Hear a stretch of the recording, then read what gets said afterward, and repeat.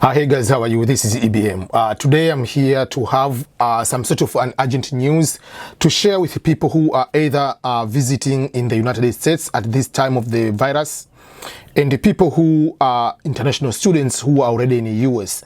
The United States Citizenship and Immigration Services, USCIS, has issued some sort of flexibilities, like if you are in certain situations, you'll be able to get a special treatment, or there are certain regulations have been relaxed so that you can be able to survive in this kind of situation. As we all know that some people have lost a lot of, many people have lost their jobs, some of the schools are closed, or maybe they lost the financial aid. So I'm going to explain some of the situations where if you are already in the United States as tourists, you are in the B1B2 visa, or you are in F1 visa category, and you are in these kind of situations, you are allowed to extend your stay in the United States without any kind of restrictions.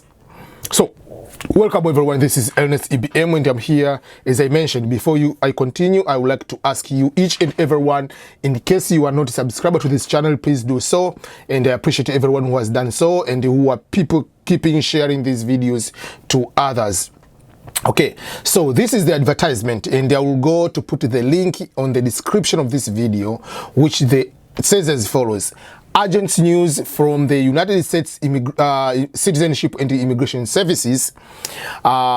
If you are a tourist, you are in B1 or B2 visa, and you cannot leave the country, you cannot leave the United States to go to your own country due to coronavirus. In other way, if for instance you are in US and your country has some cases of the viruses, and you don't want to go there at the moment because maybe you don't feel that you are comfortable to be into all those international flights. Maybe you are from, let's say you are from Tanzania, or you are from Kenya, you are from Rwanda, all these countries, for instance, or Ethiopia or Somalia, or you are supposed to go back to Ghana, Sierra Leone, Liberia, or you are supposed to go to South Africa.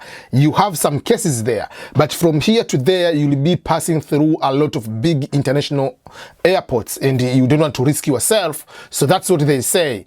If you are in this kind of visa, you are already in the US, either your visa is about to expire or your time to stay in the US is about to end, but you are in this visa and you cannot leave because, one, there are places here they have the virus, and wherever you are going, you are going likely to be exposed, and you want people to stay at their home. Is most of the places you have seen, that is the one of the big people, the government's regulations, or they are restricting people, or they're encouraging people to stay at their home.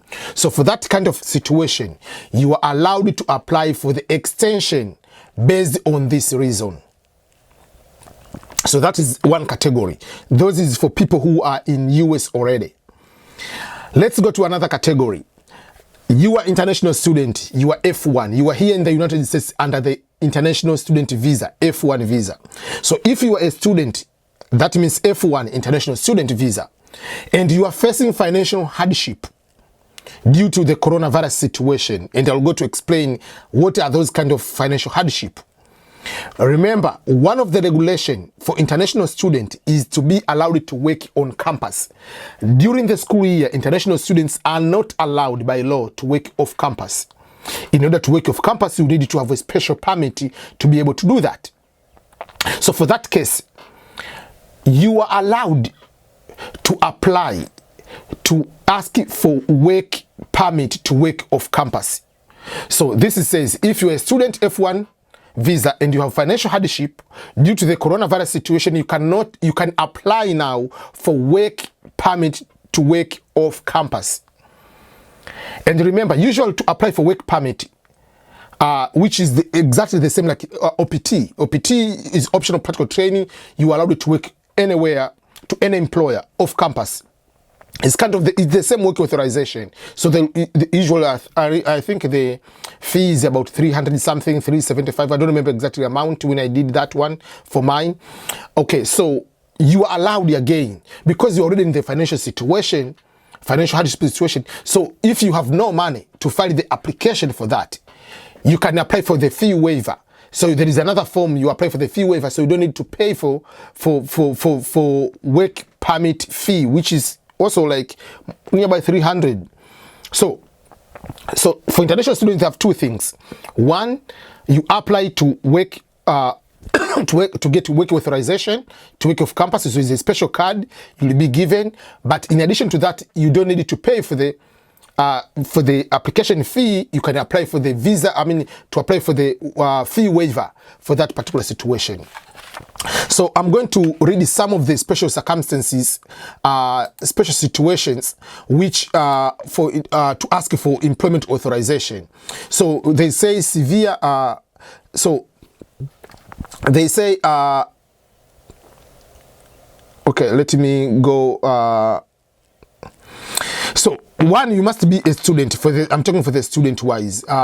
So you are supposed to either loss of financial aid or non-campus employment, because most of the schools are closed. So if the school are closed, the university is closed, that means you have lost your job if you are used to work in the library or used to work in the cafeteria. So first of all, it's not your fault because the school is closed. Substantial fluctuation in currency value, whatever exchange rate you were expecting to get money from your country, maybe the exchange, whatever things happen that way. Increases in tuition or living cost.